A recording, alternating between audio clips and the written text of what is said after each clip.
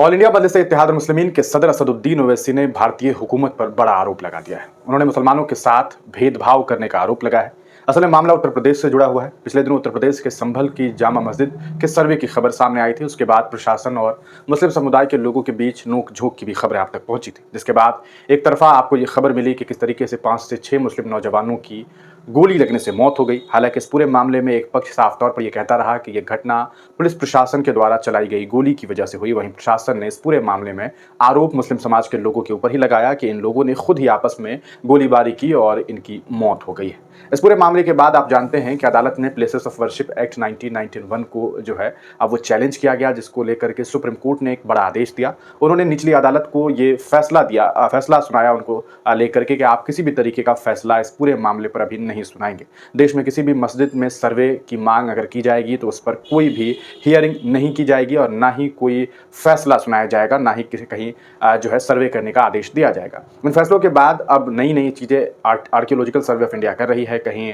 बावड़ी की खुदाई हो रही है, तो कहीं नाले की खुदाई हो रही है, तो कहीं कुआं तलाशा जा रहा है। इस बीच एक बड़ी खबर ये सामने आ रही है कि संभल की जामा मस्जिद के पास एक पुलिस थाना बनाया जा रहा है, यानी कि एक छोटा सा थाना जो है वो मस्जिद के आसपास जो है वो बनाने की खबर सामने आई है, जिसके बाद असदुद्दीन ओवैसी ने हुकूमत हिंदुस्तान पर बड़ा आरोप लगाया है। उनका ये कहना है कि पूरे मुल्क में आप जा करके देख लीजिए, मसाजिदों के सामने मुस्लिम मोहल्लों में भारतीय हुकूमत दो ही चीज़ लगवाने का काम सबसे ज़्यादा करती है। एक थाना बनाती है, दूसरा शराब के अड्डे खुलवाती है, शराब की दुकानें खुलवाती है। क्या इसके पीछे कोई साजिश है? क्या इसके पीछे कोई साजिश की बू आ रही है? ये सोचने वाली बात है। क्या वजह है कि आखिरकार अलग अलग मुस्लिम समुदायों के मोहल्ले में थाने बनाए जाते हैं? क्या इसके पीछे मुस्लिम समाज के लोगों को डराना एक वजह है? कहीं ना कहीं असदुद्दीन ओवैसी यही कहना चाह रहे हैं। वहीं दूसरी बात उन्होंने शराब को लेकर के कही है कि शराब की दुकानें खोल दी जा रही है। सवाल यह है कि शराब की दुकानों को खोलने के पीछे की वजह क्या है?